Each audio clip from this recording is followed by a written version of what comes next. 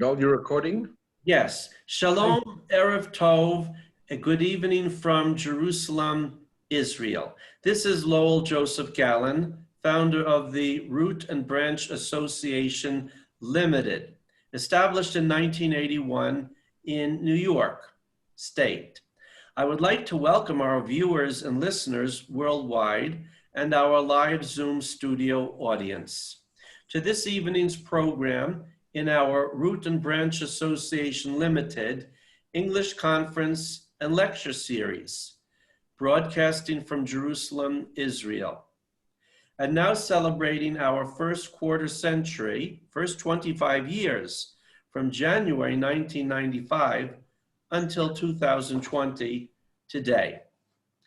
Today is Monday, November 16th, in the Gregorian calendar.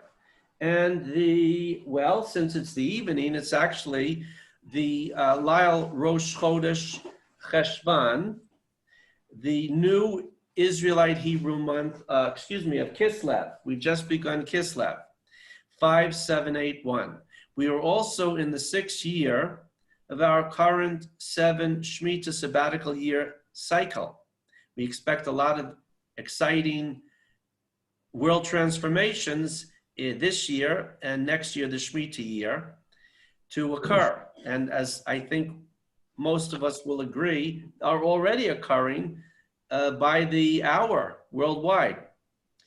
We are broadcasting from the land of Israel, city of God, Jerusalem, of the priests, Kivat Hanania Abu Tur, overlooking Mount Moriah, where the third and final Israelite temple of Jerusalem will soon be under reconstruction and stand forever, as per the prophet Ezekiel's vision expressed in the book of Ezekiel, chapters 40 through 48.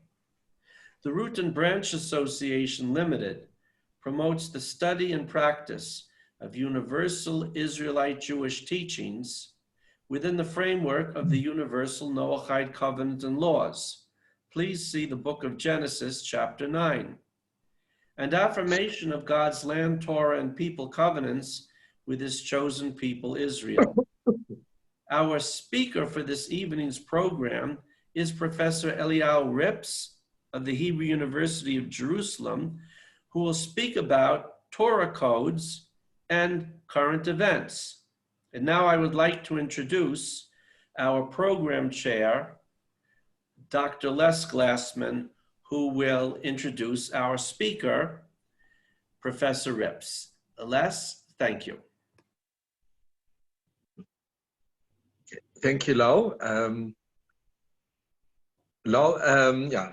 Prof, it's a great honor and a privilege to have you here this evening. And I'm just going to give a brief biography because we could spend actually the entire evening just speaking about your history and your incredible achievements through the years. But you are Professor Emeritus at Hebrew University of Jerusalem, and your expertise is in mathematics. You were born in 1948, the same year as the creation of the State of Israel, in the former USSR, in the Soviet Union, in the city of Riga, which is the capital of Latvia. But you've been living in Israel since 72. And you were part of that movement for refuseniks and that very, very important part of Jewish history of the Let My People Go movement. And you were part of it. You're one of the main characters or actors in the Russian refuseniks, and it's a great honor that you came to Israel. And since coming to Israel, you studied in Hebrew U, and you finished your graduate studies in 1975, under the late Professor Shimshon Amitzur. And then after that, you became very fascinated and very passionate about Torah codes. And that's been since 1978.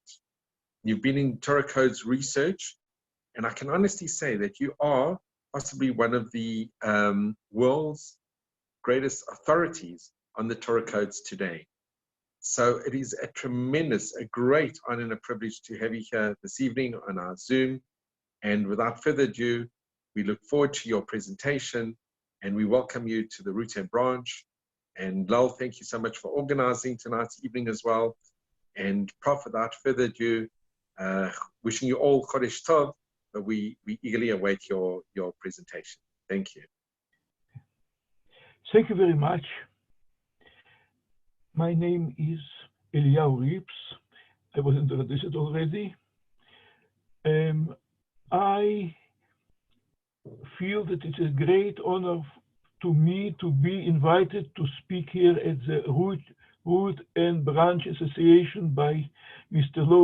Dr. Galin. It is a very big honor to me, and I'm glad that I'm able to speak this evening. Maybe one small correction. I actually in Russia I was a protester rather than a refusnik, but it doesn't matter in this case.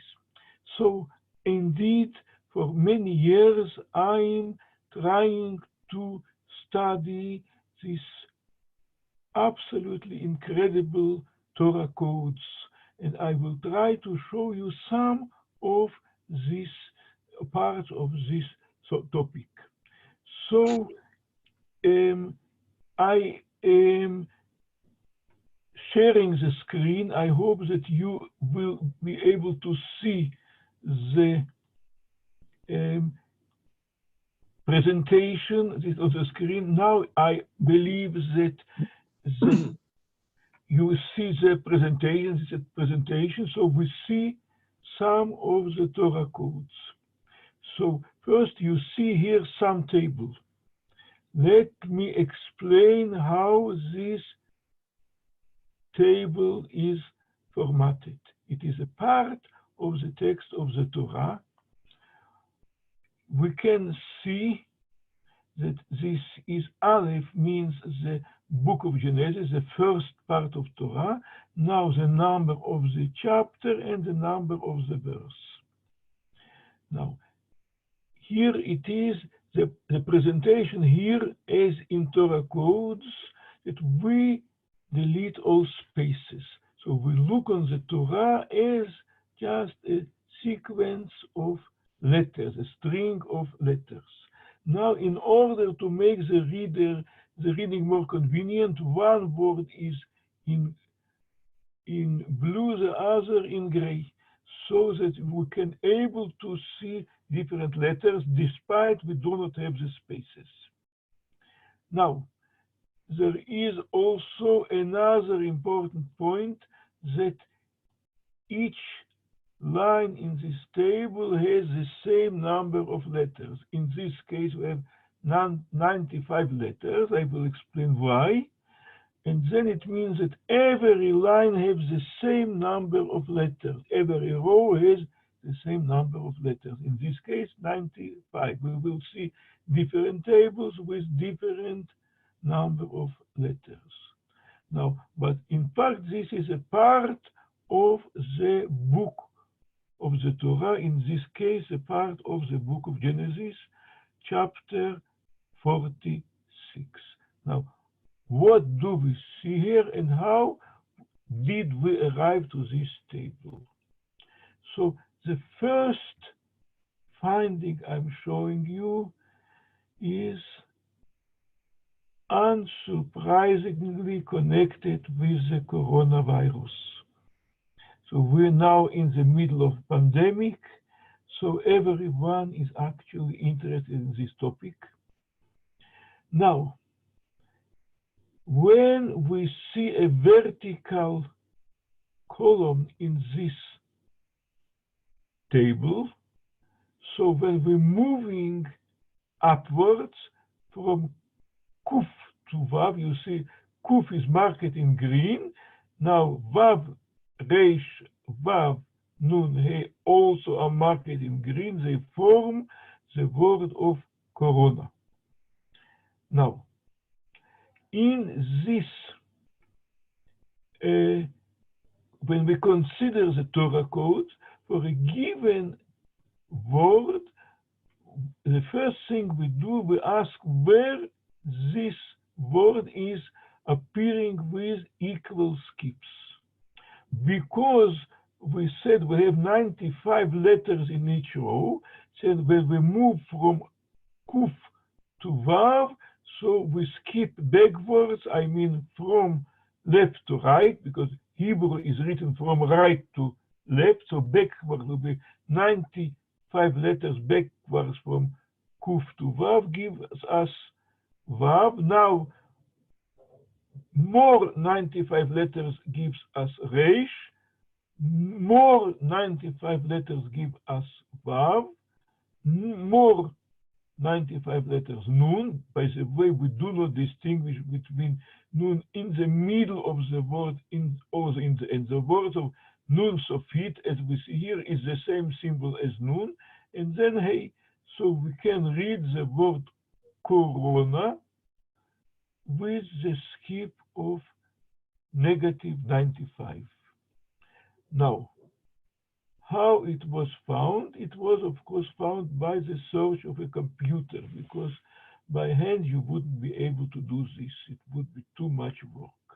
Now, one of the organizing principles that was discovered when we started this computer-assisted Torah code research, the first idea of it and the first wonderful examples were found by Rabbi Weissman, Michael Dov Weissman, the Zecher Tzadik Livracha, and he did it by hand. His wonderful findings are by hand. Now we are assisted by computer.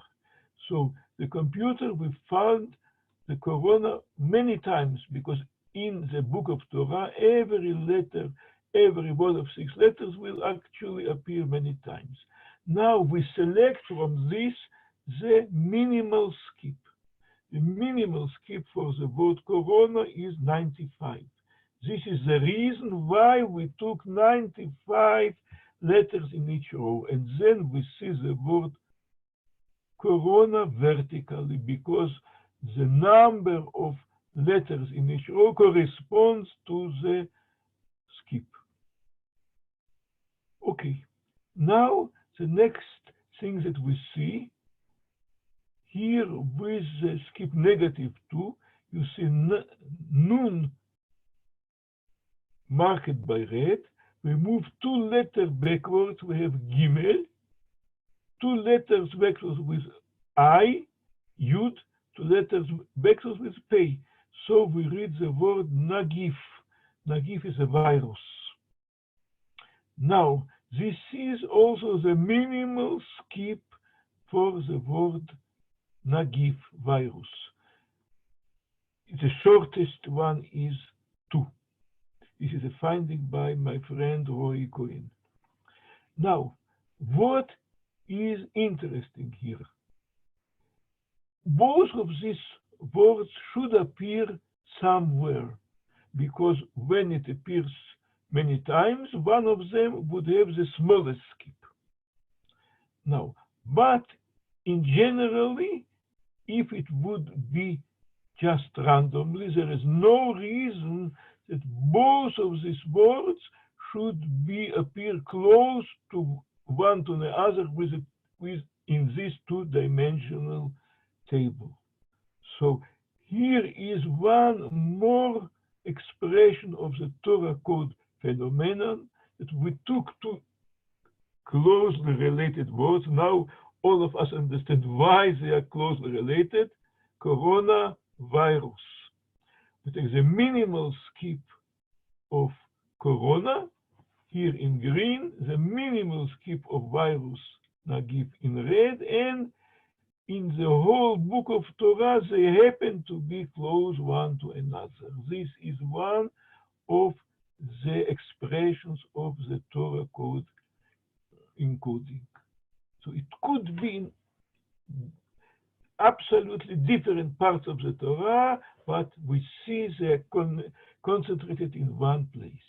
In the same place, we have more words that are related to the same topic. We know that the coronavirus originated in China. In Hebrew is sin, as summer. The second letter is Yud and the second is Nun. So this is in Hebrew the smallest skip for China, Sin, also in this place. Now, and we see here the word ifrotz. Ifrotz means it will spread. If you see it in the plain text with skip 1, but also the minimal skip for ifrotz, it will spread, also appears here. So we have both ifrotz with the plain text and will spread with a minimal skip of 3 in the Torah. Also, all the concentrating in the same place. There is some more, but I think that I will stop at this point and let me go to the next table. Excuse me.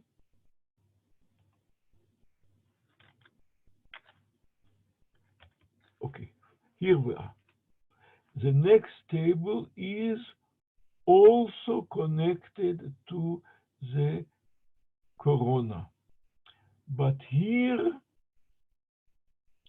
what actually happened, that looking on some meetings, we have paid attention that here, the skip here is much bigger, 2,876 in this table. So this is actually in the part of this, in the book of Genesis. We have Aleph, this is the first Chumash. The second part is in the book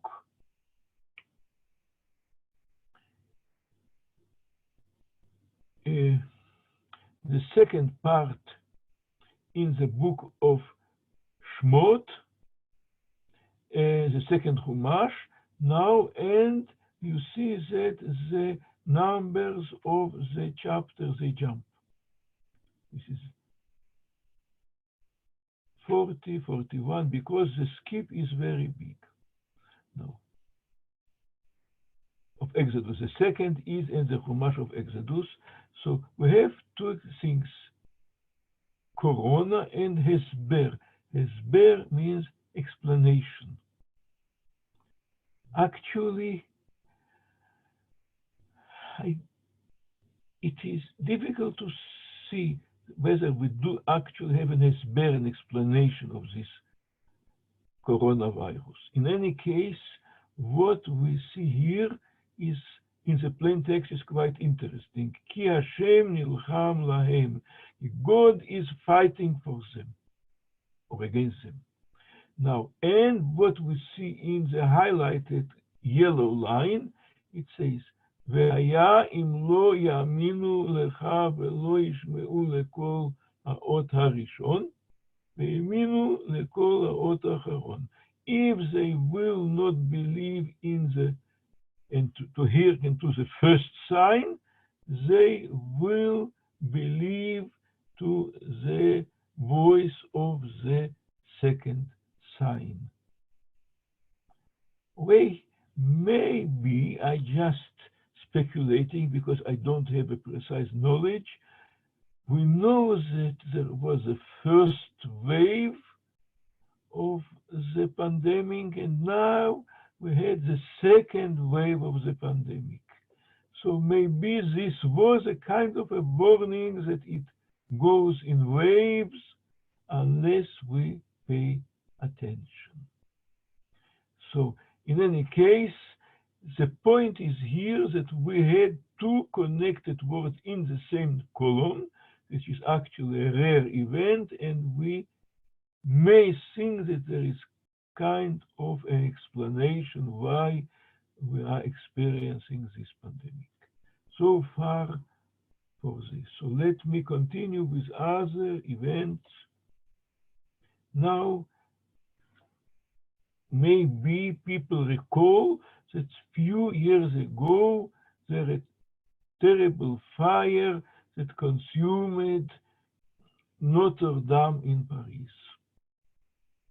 Now, and when we take this kind is a skip for Notre Dame, it is a third minimum. There are two smaller, but this is 3,145. It appears with also vertically because we've taken the number of letters in each row, the same number, 3,145.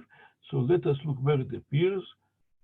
השריפה אשר שרף השם. This is the fire that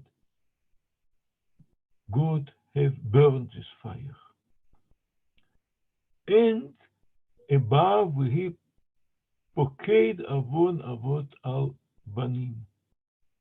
When we look in the history, we can recall that about 800 years ago, there was a place where Talmud, many books of Talmud were burnt. In the medieval Europe, when Jews were persecuted, in many cases, the holy books of the Jews were persecuted as well. And this is a famous place where the books of Talmud were burned. And it hints that these events may be not unrelated, that the sins of the fathers were visited on their sons. So at least what we can think, seeing this table. Now let me go to the next table. It is a more current event. We know that the world is fighting against the terrorists. There is actually many events in this war, and one recent event also that gained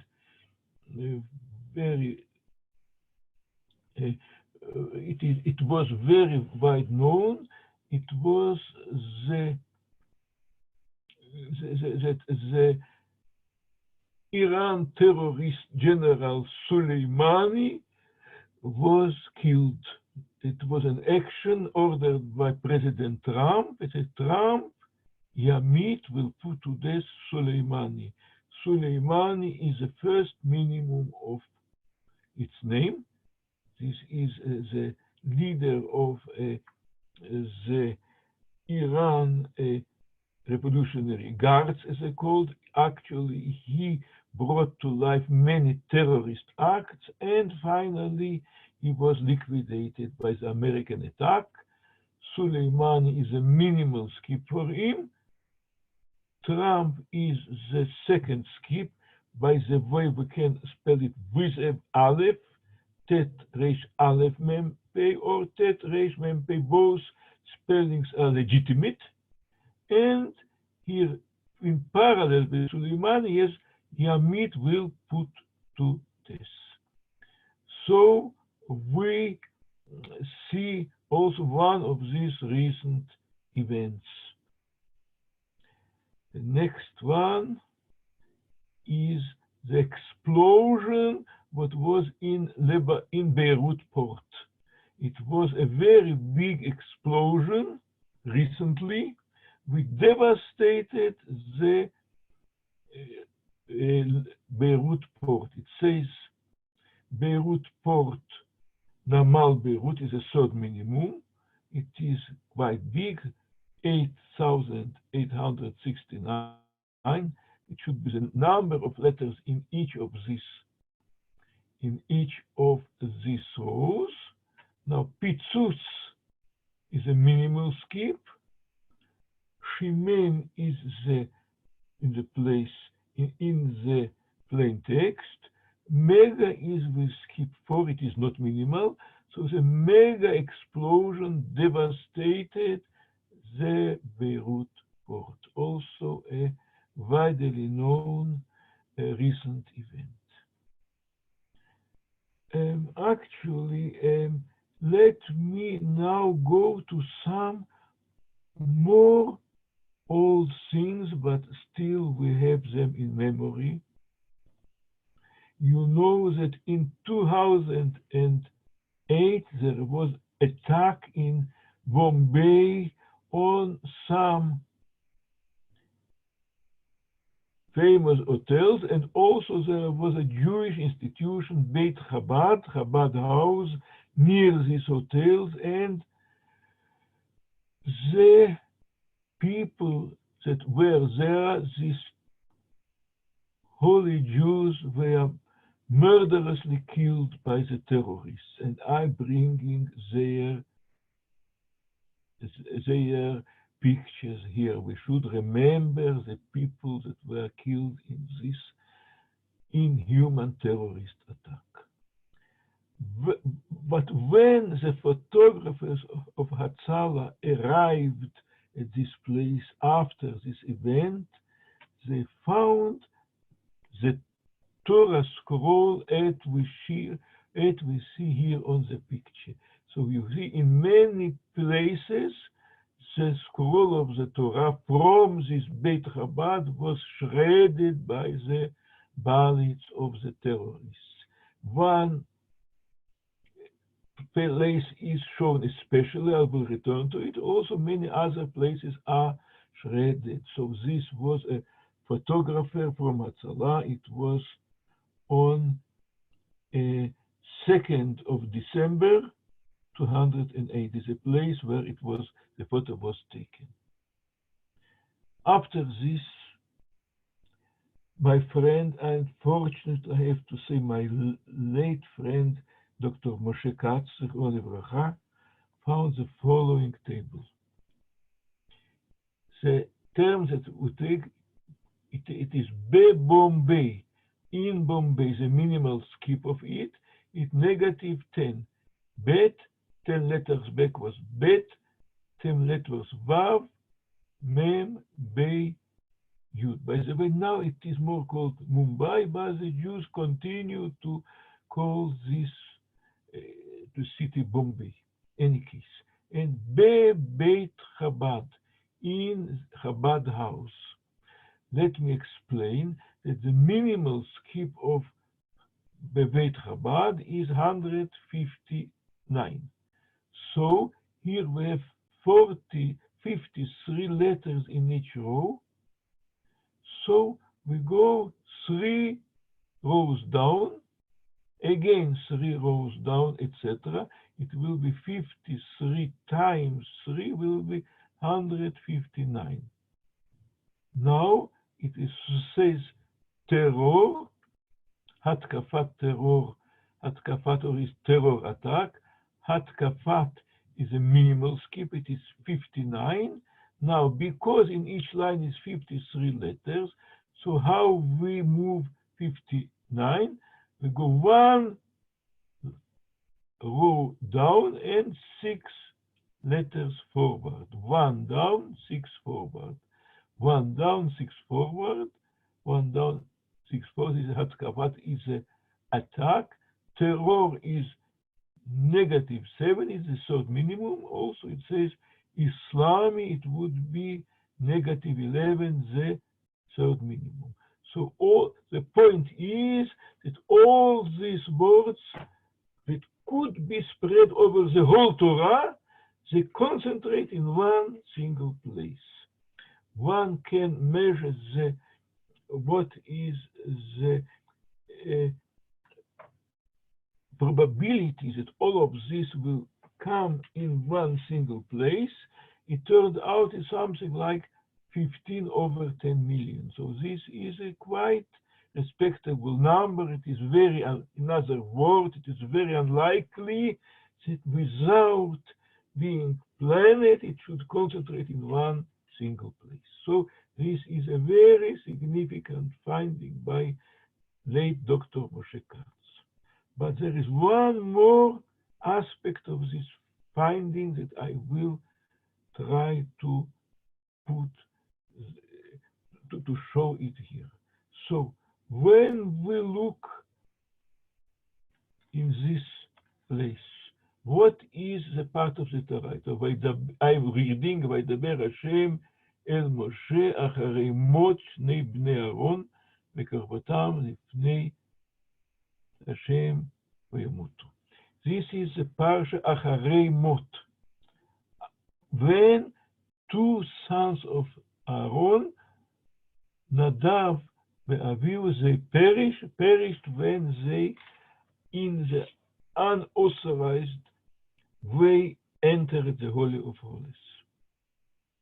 Actually, this parsha is read on Yom Kippur, the holiest day of the Jewish year. And here, I think this was the reason why the photographer just took the picture just of this part of the Torah. There are other parts also damaged by the bullets. In any case, this is a picture. Let me now return to the Torah table and let me read it.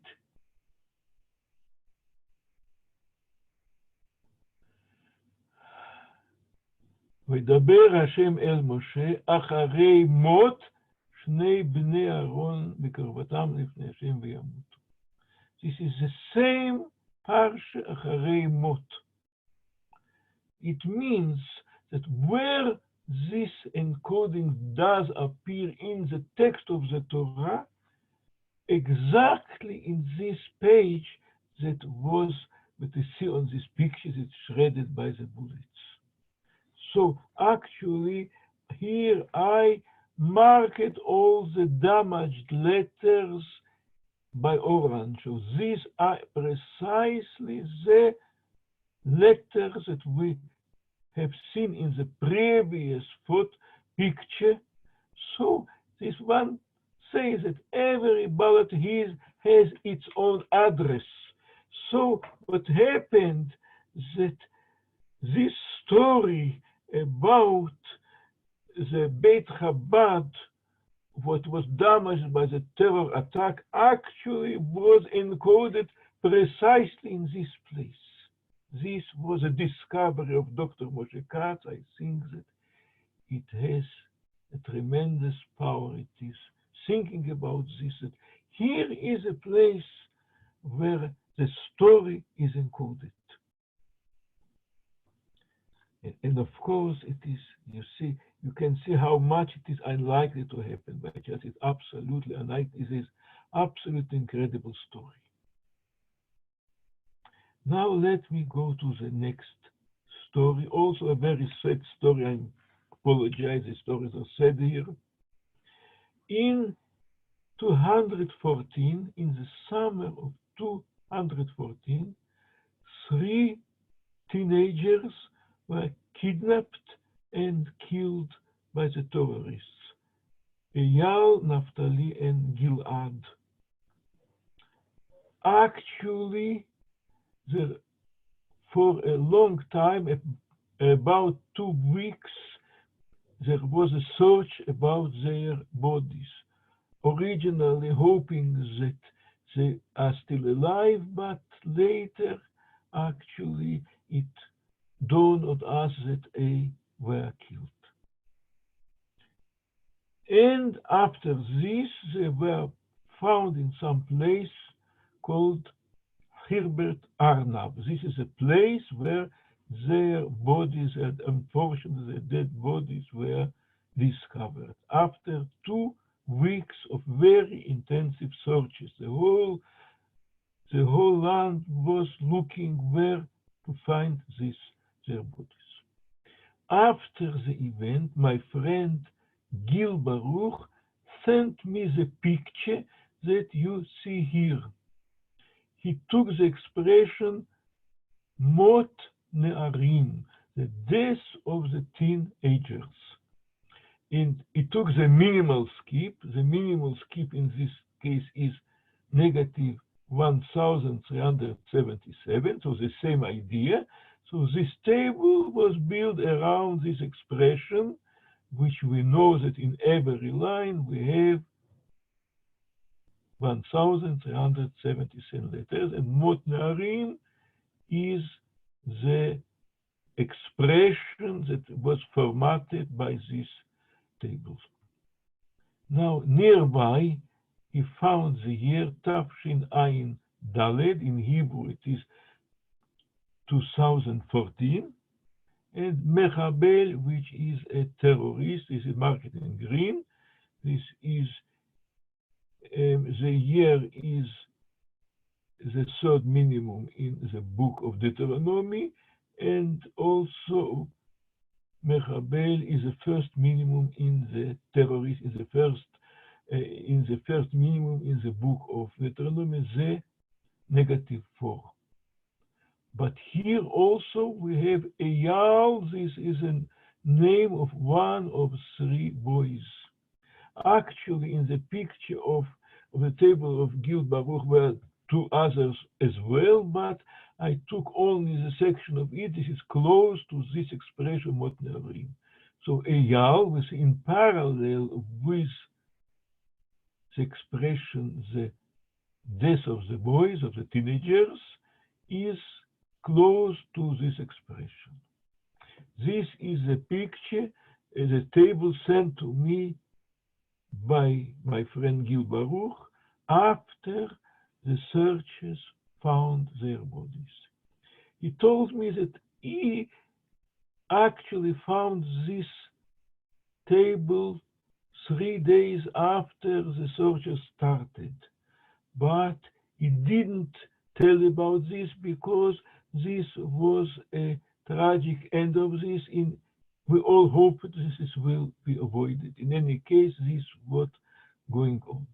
Now, when I received this table, I tried to search it further. Now, let us look on the same picture. We have Eyal appearing in parallel with the same skip, -1377, and also Eyal appearing with a skip of -6, and they looking as in crosshairs together. So it calls our attention what is going on. Let me look on the next table.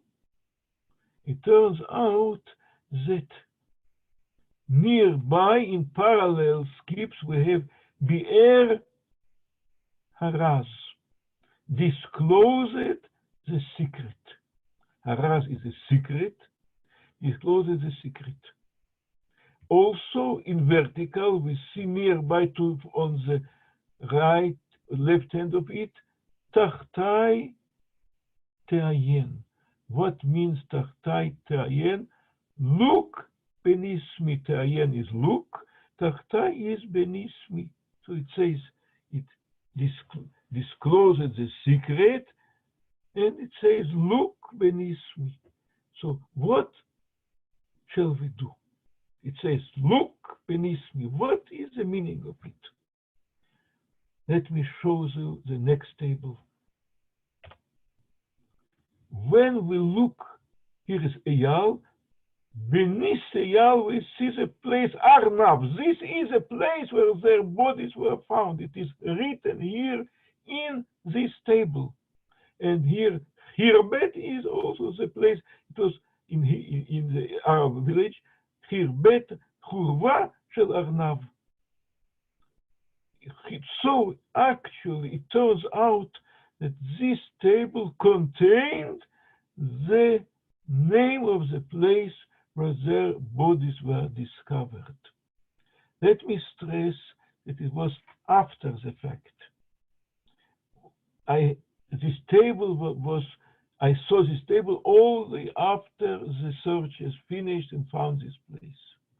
But given this table, one can imagine that in principle this could be found in the real time, because Motnerim was known, the names of the boys were known, and then if we would read this table and understand its meaning, it would point to the place where it was discovered. That means it didn't happen. But in principle, it does contain instructions how to find their bodies in the real time. So this is a very tragic and very disturbing picture. We see it as a very difficult event. I think that I actually will go to other parts of this lecture. So let me now take another presentation.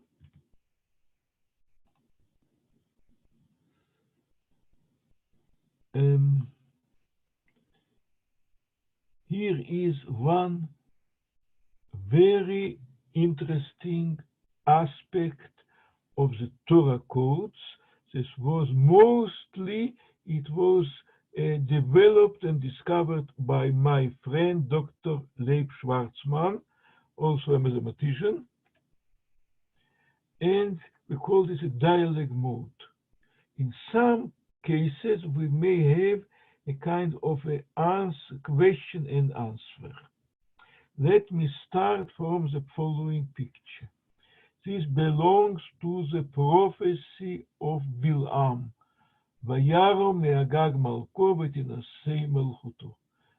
So his kingdom will rise high over the kingdom of Agag. What does it mean? The first king in Israel was the king Shaul. And he has a war with Agag. And he actually wins this war. He didn't do everything he should, but Shaul won this war against Agag, the Melech of Agag. So it says, Shaul Yarum, Shaul will raise high. Or it meets, it is the first minimum in the book of Numbers, it meets with the sentence, Vayaram Me'agag Malko. The next table will show us Melech Yarum, the king will raise high, also meets with the same sentence, Vayaram Me'agag Malko.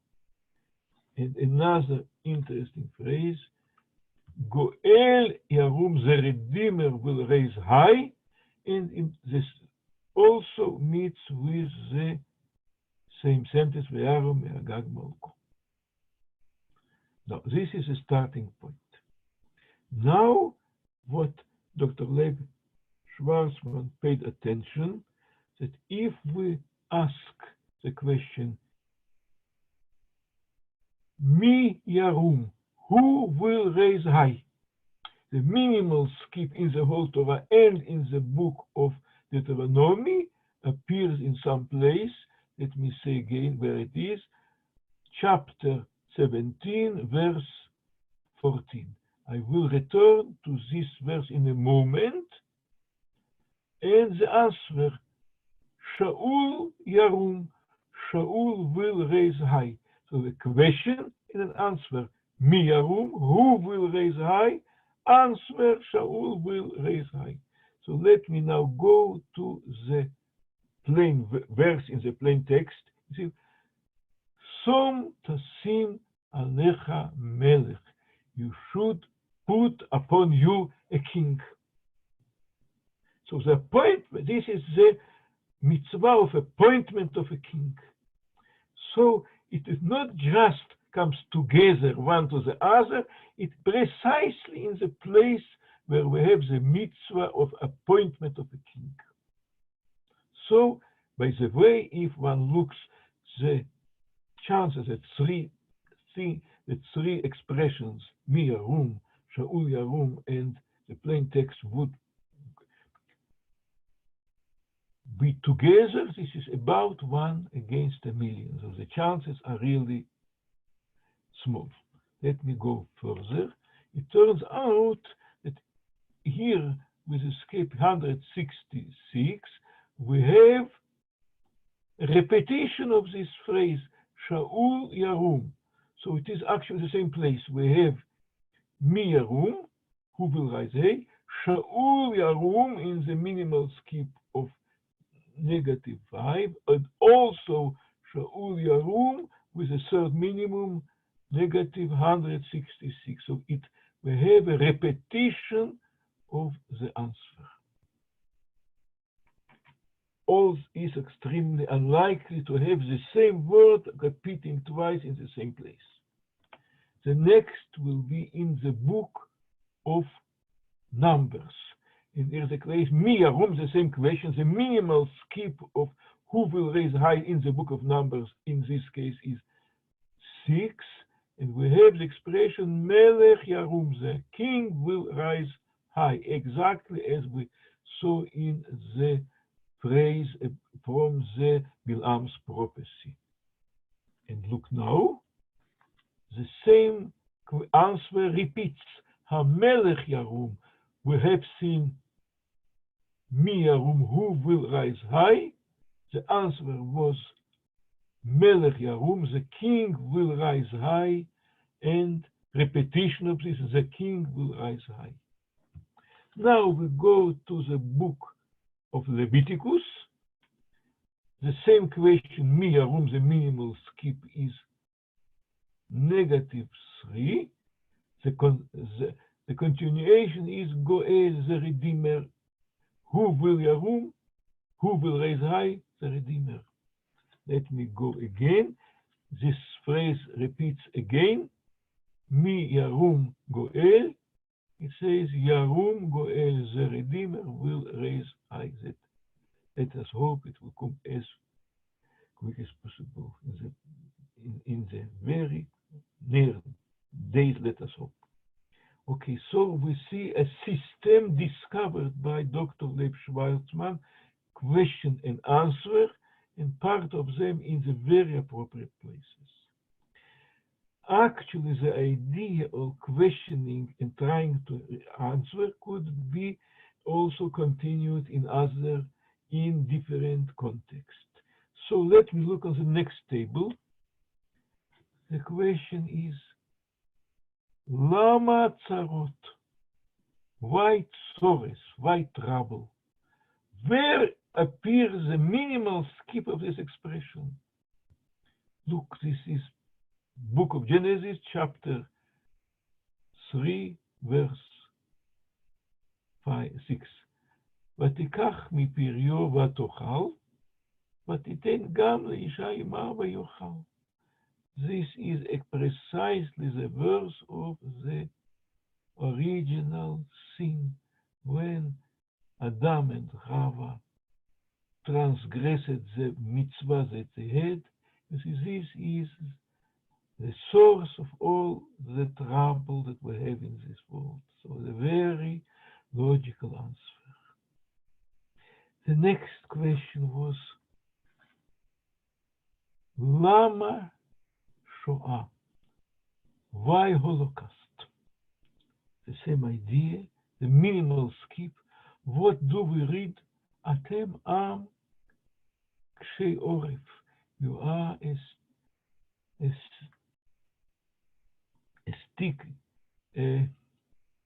stiff-necked people. So this is what unfortunately caused such big tragedy in our life. Now let me give you a very different kind of question and answer. Let me talk in 1802, a British theologian called Paley, William Paley, he published a book called Natural Theology. In this book, Paley argued that because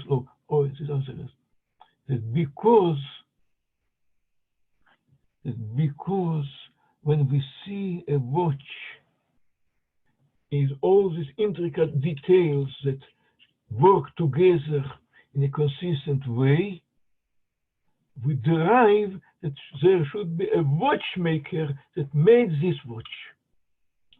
He thought, similarly, when we see so remarkable workings in the nature, like animals and plants, etc., so we can deduce that there is a capital W watchmaker that made this. So from as from the watch we can deduce the existence of a watchmaker, so from the wonderful beings that we see in nature, we can understand the existence of the Creator.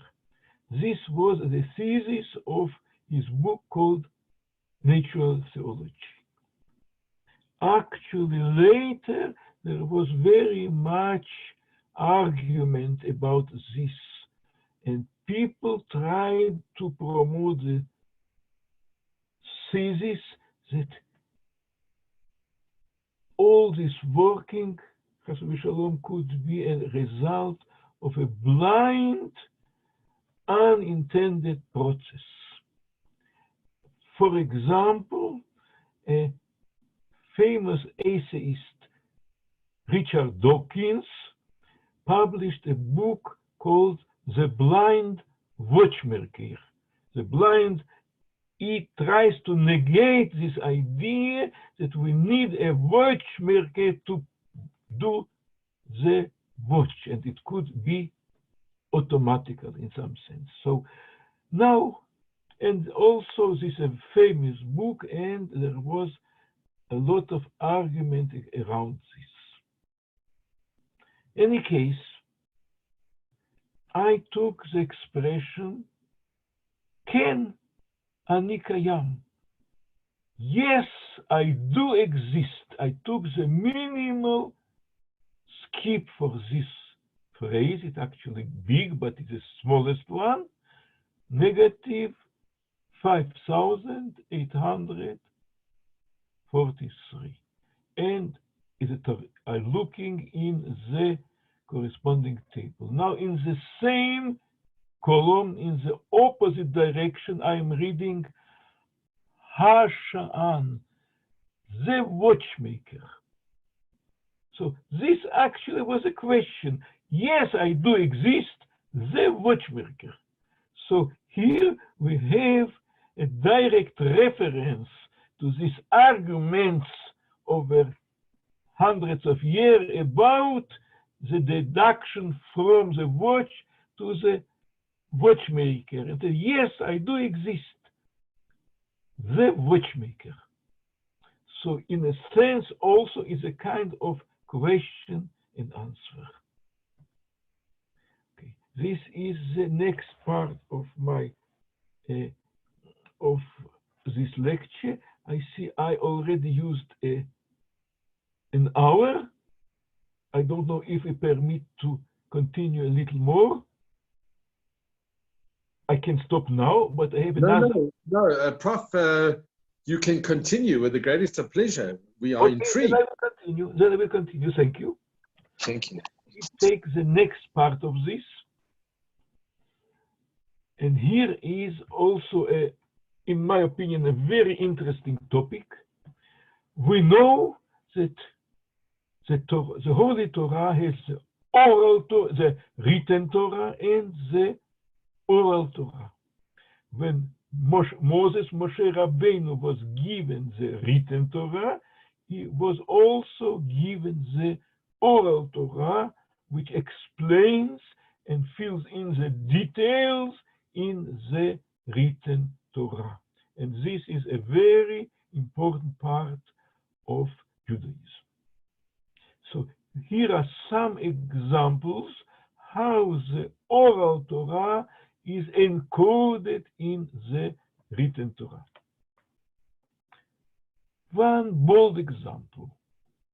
The Torah says, Arba'im yakenu lo yosif pen yosif leakoto al eile makarapa. So, when somebody is found guilty and he has given this 40 malkot. 40 malkot, he will, this is a number stated in the plain text. However, our sages said that actually it should not be given 40 sticks, it should be given 39, one less. This is that Talmud says. One friend of mine, I unfortunately do not remember who did it, takes the expression Lamed Tet Yakenu. He will give him 39 sticks. And look where it appears, Lamed Tet Yakenu.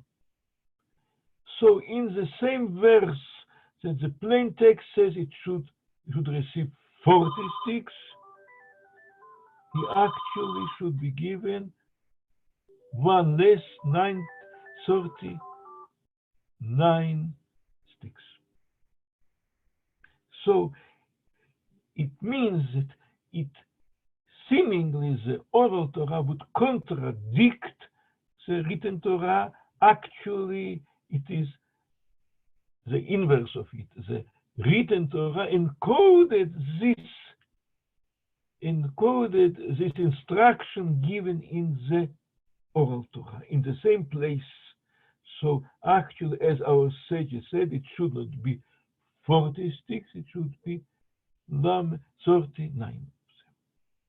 Now, there are other places where we know that we have to look in the oral Torah. For example,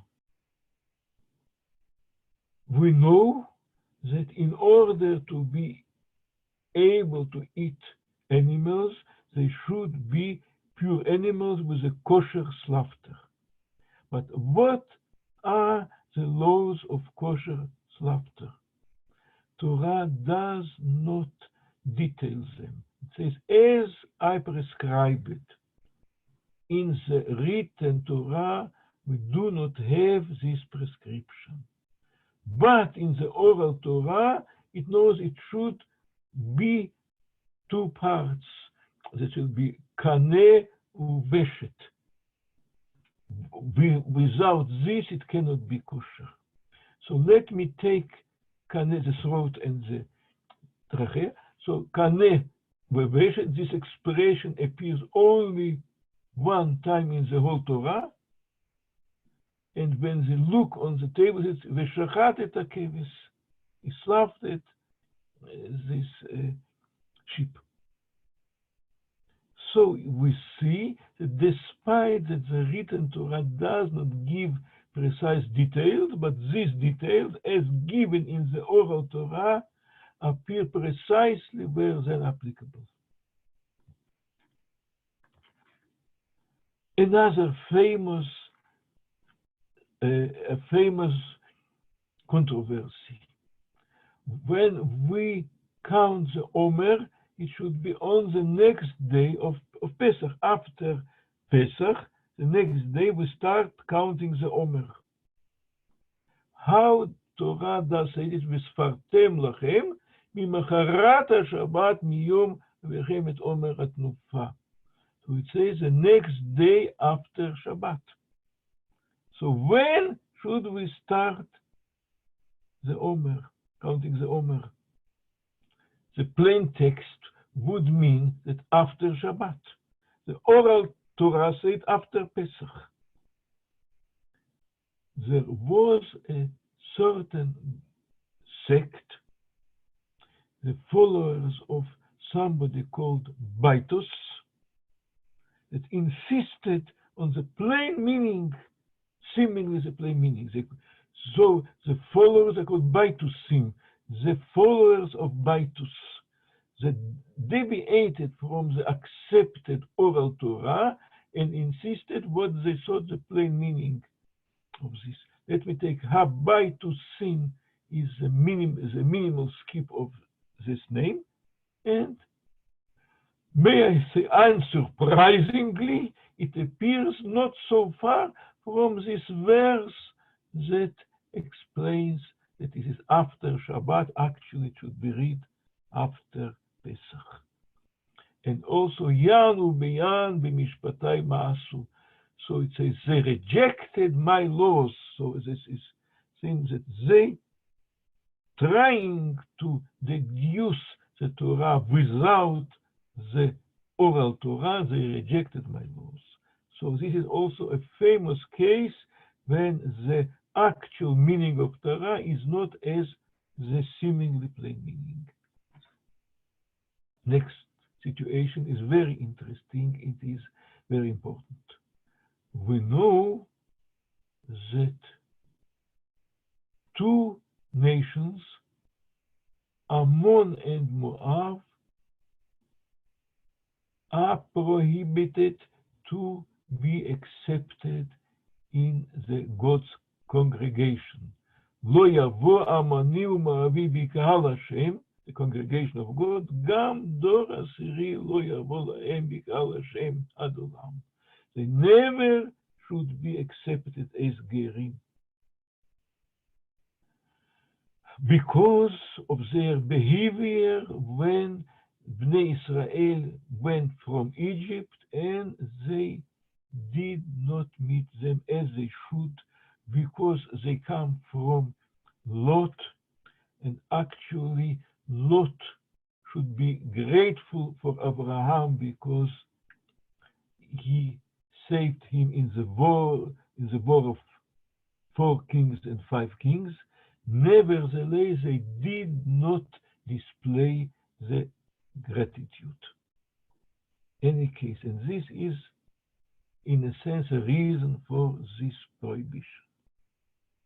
Now, but we know this is root that comes from Moab, Ruth Moabia. Actually, she was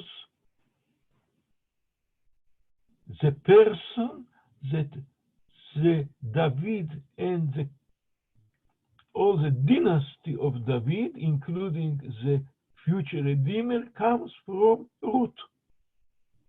And then it caused a very strong controversy in the time of Shaul, and this is explained in Talmud, in Masechet Yevamot, in the page 77. Because the question was whether this verse applies only to the males or to the females. The accepted halacha was that it is only for the males, but females may be accepted. It was in the time of Shaul, and then David, he was seen as a prospective king because of his outstanding properties. And then some people, including try to say that not only is not fit to be a king, he cannot, he cannot even be accepted in the Jewish nation because he comes from Ruth Moabia. And he promoted an argument that saying that the females also should display this gratitude, and they did not, and therefore this verse also refers to them. And actually, then there was a fiery controversy, and it was resolved because Shmuel Hanavi and his court had accepted halacha that this verse refers to the males but not to the females. This is a story in Talmud, Yevamot, page 77. Now, when we take the expression Kahal Hashem, the same expression appears with skips in the same place. The skip actually is negative 1936. The number of letters in each row is 964. 8 are half of them. Therefore, the expression Kehal Hashem appears every second row. Kehal Hashem. Now, if we continue to read this expression, it turns out it says Mekubelet li Kehal Hashem. Mekubelet, accepted to the congregation of God, to the Jewish nation. Now, in Hebrew, there is difference between male and female. Mekubelet is tough. It refers to female. So it says that female, she is mekubelet in the congregation of God, and explicitly says root. You say with a negative one, we have root. So root is accepted in the congregation of God. Again, we have a ruling of the oral Torah that is not obvious from the plain meaning of the verse, but according to the accepted halacha. Okay, there are some other places where refer to halacha explained in the Talmud. So when we have the Feast of Tabernacles, Sukkot, there are two explanations. One, because we were in Sukkot, in the tabernacles, in the desert. The other, because of the clouds of glory, because the schach of Sukkot reminds us of the clouds of glory. When sons of Israel were in desert, they were surrounded by the clouds of glory, actually 7 clouds. So let me take the expression Ananei Kavod, the clouds of glory. It appears a single time in the whole Torah. The skip is big, 5,935. We look in this column, and what we see below, Sechach Sukkah. So it is the Sechach of Sukkah is just what we have in the Feast of Tabernacles. The Sukkah, the Sechach is a main part of the Sukkah. Now, in what is the plain text? Ach b'chodesh, ach ב-15 יום לחודש השביעי, באוספכם את תבואת הארץ, תחוגו את חג השם 7 ימים. So the plain text speaks about the Feast of Tabernacles. And what was the table generated by clouds of glory? It brings us exactly to the Schach of Sukkah and the verse that speaks about this feast.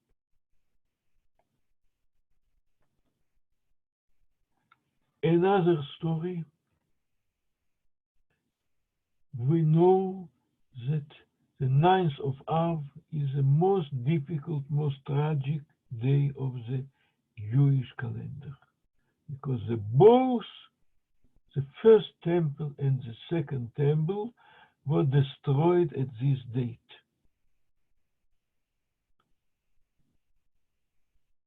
As Talmud in Masechet Tanit. Now, why was the reason? The Talmud tells us this was the day when the spies returned and they discouraged the Jewish nation to come into Eretz Israel. Here is a plain text. ותישא כל העדה ויתנו את קולם ויבכו העם בלילה ההוא. So all of them wept on this day. It was said that this was in vain. In the future, you will have a very good reason for weeping on this day. And this day was the 9th of Av. Let me take the expression Tet B'Av, 9th of Av. It's a third minimum in the book of Numbers. What is a continuation? Diba. So the bad tongue, because they said that Eretz Israel, Eretz Ochet Yoshveh, it is eating their inhabitants. And actually, they totally misinterpreted the miracles that happened to them when they visited Eretz Israel. And then where it happens, exactly Vatisa Kol Ha'eda, Vatisa Et Kolam. This is the place expressing how the people wept in vain. And after this was at this day, and this Megalgelim Chorva Yom Chayav. This day become a very bad day through the whole history of the Jewish nation. And it says Churban, the destruction, twice, and Churban Heichal, the Churban actually of the Beit HaMikdash. Also we see it is appears exactly in the place where explains the connection with the 9th of Av and the spies that discourage the people. And also the same thing, Betish B'Av is another finding, is the minimal skip. It is huge to 23,437, but the minimal one, you see it goes through many Chumashim. And where it ends, ונתתי את עריכם חרבה, והשמותי את מקדשיכם. This is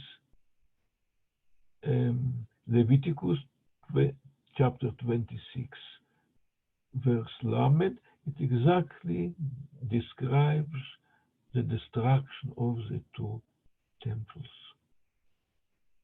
Now, excuse me, I will take some other point. Here I go.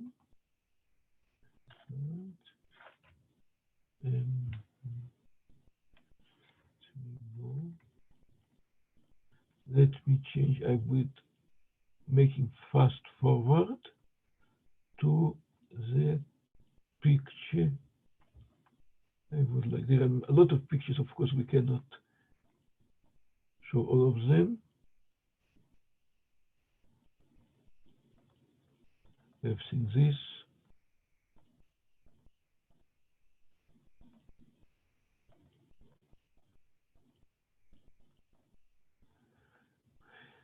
Oh. So, as a final table, let me show that was found in Baruch Cohen is another pattern, the parallel skip. Here the table is skip is 72. It is in the book of Genesis chapter 5. And the pattern is a parallel appearance. I mean the two boards appear with the same skip simultaneously. It says Migdash Shlishi, the third temple, and also with a double skip 100, by the way 70 is Chesed,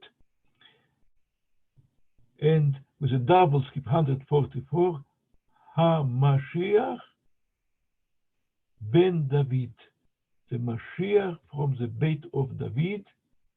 It says Be Moriah, in the Mount of Moriah, in the Temple Mount, and let us hope this as soon as possible. Let us all witness the erecting of the third temple. Thank you very much. Amen, Rav. Prof, Amen. Please God, Bezrat Hashem, in our days, speed in our days. Thank you very much. A big yeshakar, Prof. There was an amazing, very special presentation. So if there's any questions or any comments from anyone, Please.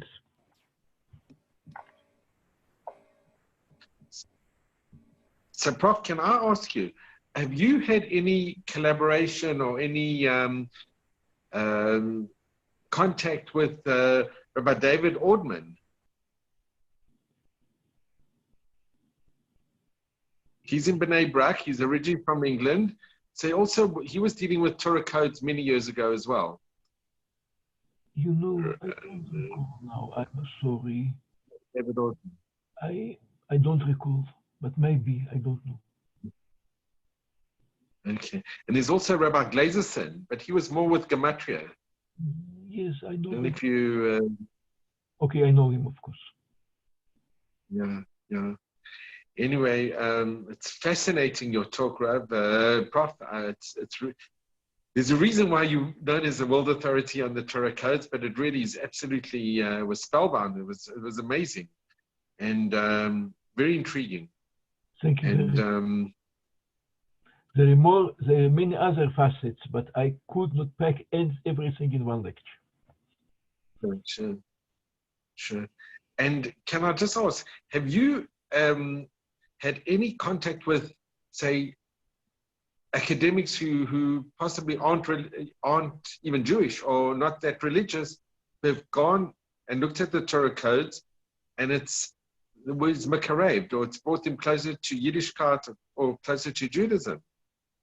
You know, ideally it should be this way, but in reality, people are preferring to stick to what they believe in. Mm-hmm. Because here you see Yad Hashem. It's unbelievable. It's absolutely, you see the most clearly way, because I'm afraid that the light is for them too bright. It's true. It's actually it's incredible. It's, for everybody who wishes to see, we can see it absolutely. And Prof, can I ask you, do you have your comments or your perception of people that look into the Torah and try and foresee the future, or try and not prophesize, but try and foretell what's going to happen using their own Torah codes? Has that been an issue? Or you see, because if it doesn't come true, then it can have the reverse effect. No, it is actually a very interesting topic, but there was some examples of true predictions that came true, and some predictions that didn't came true. So we don't know now, given a certain prediction, whether it will come true or not. Therefore, I prefer to not enter this area. Yeah, it's true. It's through our history, we've had like false Mashiachs who said certain things will happen and it didn't happen, and it caused a lot of a lot of heartbreak and a lot of Mashiach. It was clear to everybody with knowledge that these are false Mashiach. But some people just believed in what they shouldn't believe.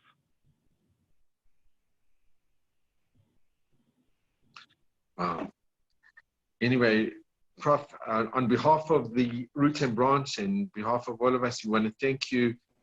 You know, you could have spent the whole night. You could go on for hours and hours. It's riveting. That's not even the right word. It is so kadosh what you're doing.